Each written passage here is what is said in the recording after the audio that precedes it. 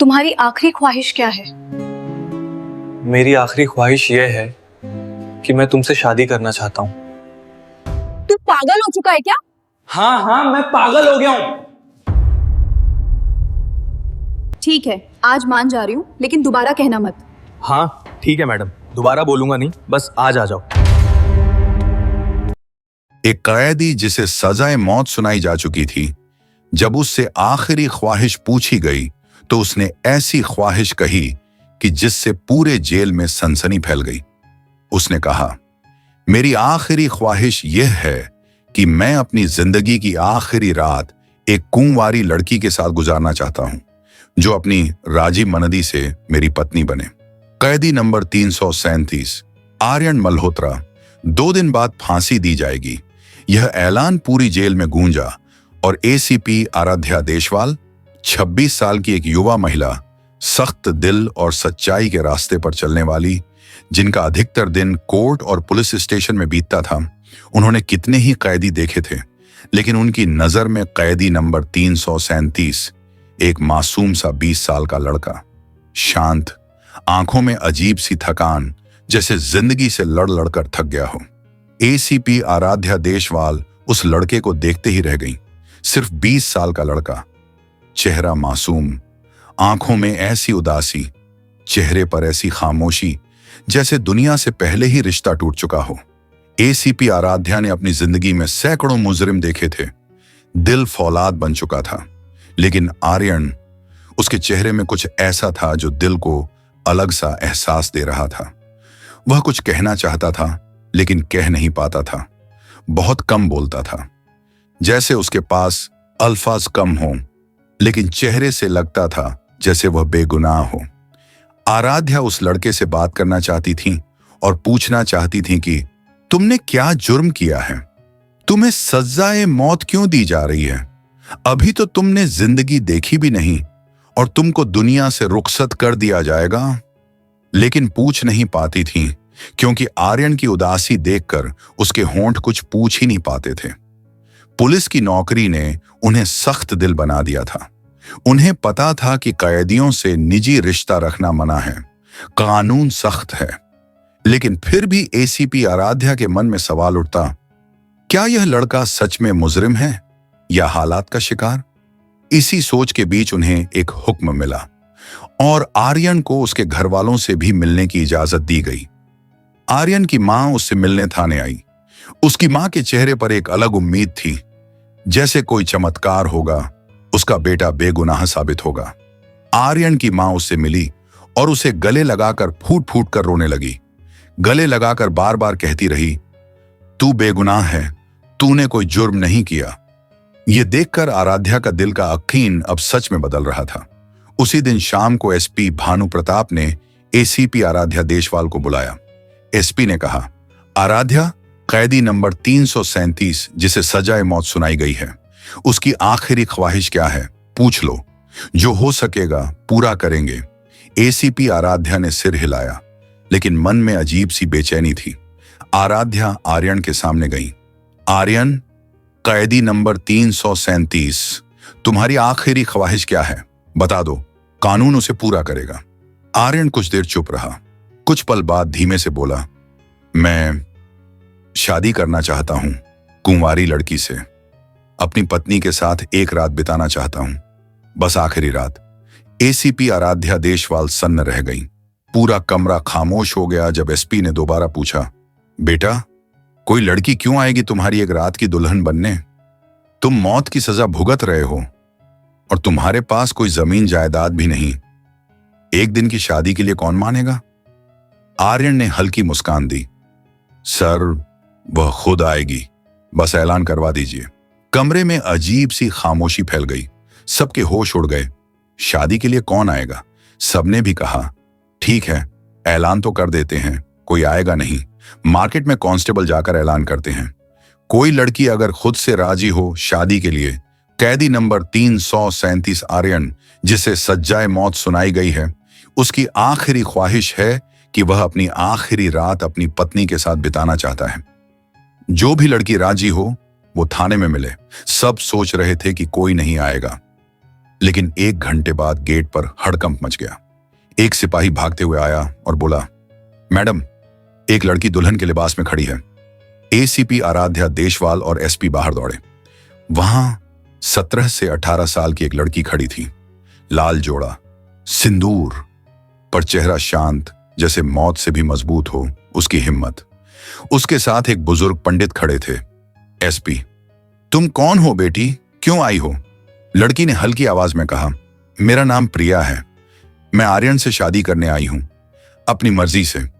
SP और आराध्या के पैरों तले जमीन खिसक गई। ये लड़की इस लड़के को जानती भी है या कोई बड़ा राज छुपा है? लेकिन कानून के हिसाब से हम रुक नहीं सकते थे। जेल के छोटे से दफ्तर में घंटी बजी, मंत्र पढ़े गए, फेरे लिए गए और दोनों ने एक दूसरे को फूलों की माला पहनाई। कैदी 337 और प्रिया पति पत्नी बन गए। आर्यन ने बस एक बात कही, अब वादे के मुताबिक मुझे मेरी पत्नी के साथ भेज दीजिए। एसपी ने मेरी तरफ देखा। उनकी आंखों में खामोशी थी। कमरे में अजीब सी शांति थी। एसपी ने मेरी तरफ इशारा किया। आराध्या प्रिया को उसके सेल तक ले गई, दरवाजा बंद किया और बाहर आ गई। कुर्सी पर बैठी थी, लेकिन दिल में अलग अलग सवाल आ रहे थे। मन संतुष्ट नहीं था। रात 2 बजे जेल एक खौफनाक चीख से गूंज उठी। आराध्या उछल गई, घबराकर दौड़ती हुई सेल पर पहुंची। गेट खोला, अंदर का दृश्य देखकर होश उड़ गए।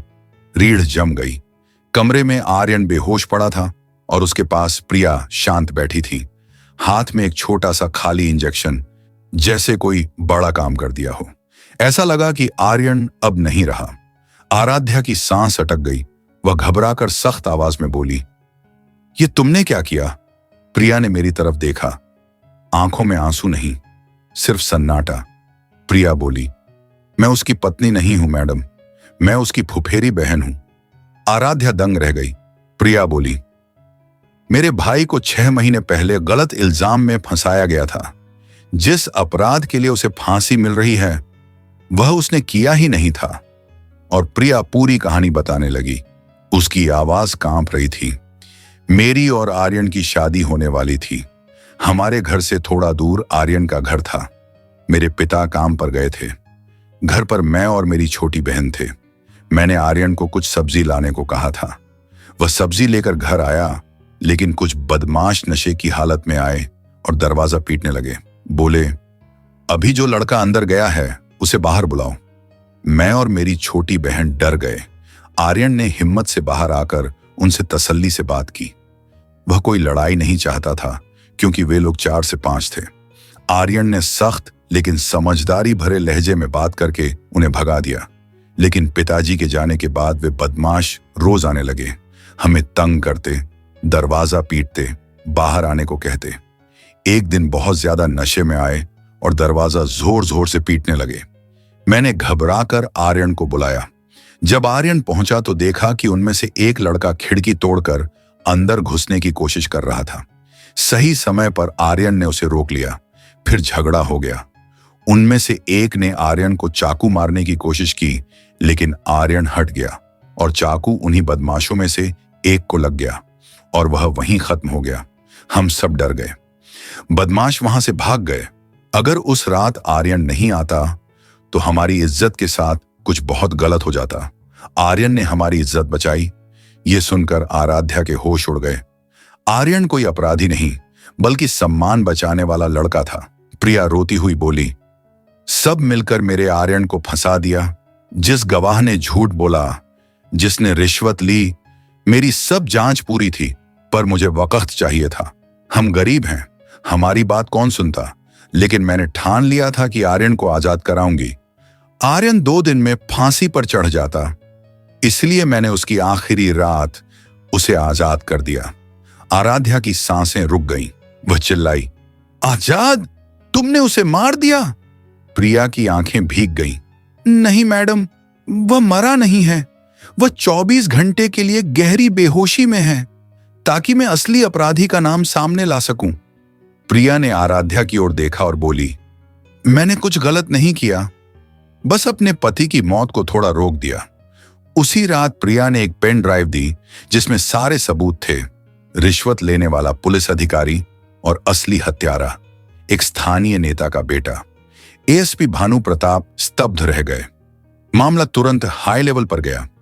अगली सुबह सब अदालत गए। जज के सामने सारी बात बताई गई, सबूत दिखाए गए। 12 घंटे के भीतर असली हत्यारा गिरफ्तार हुआ और कैदी नंबर 337 आर्यन मल्होत्रा बरी कर दिया गया। 24 घंटे बाद आर्यन होश में आया। उसने सबसे पहला सवाल पूछा, प्रिया कहां है? आराध्या ने आंसू छुपाते हुए कहा, तुम्हारी आखिरी रात तुम्हारी पत्नी प्रिया ने तुम्हें मौत से बचाया है। वह रो पड़ा, मेरे सामने घुटनों पर बैठ गया। आर्यन बोला, मैडम, अगर आप और मेरी पत्नी प्रिया नहीं होते तो मैं जिंदा नहीं होता। आराध्या ने उसके कंधे पर हाथ रखा और बोली, तुम बहुत किस्मत वाले हो कि तुम्हें प्रिया जैसी पत्नी मिली। अगर आज वह नहीं होती तो सच कभी सामने नहीं आता और हम तुम्हें फांसी से बचा नहीं पाते। सच हमेशा देर से आता है आर्यन, लेकिन आता जरूर है। इस तरह आर्यन को इंसाफ मिल जाता है और उसे बाइज्जत बरी कर दिया जाता है। अगले दिन आराध्या खिड़की से बाहर देख रही थी। सुबह की हल्की रोशनी फैल रही थी। मन में सोचा, कुछ कहानियां समय के साथ मिटती नहीं, दिल में हमेशा जिंदा रहती हैं। दोस्तों, यह कहानी मनोरंजन और शिक्षा के उद्देश्य से बनाई गई है। सभी पात्र और घटनाएं काल्पनिक हैं। किसी वास्तविक व्यक्ति, संस्था या घटना से कोई संबंध नहीं है। अगर कहानी अच्छी लगी हो तो वीडियो को लाइक करें और चैनल को सब्सक्राइब जरूर करें।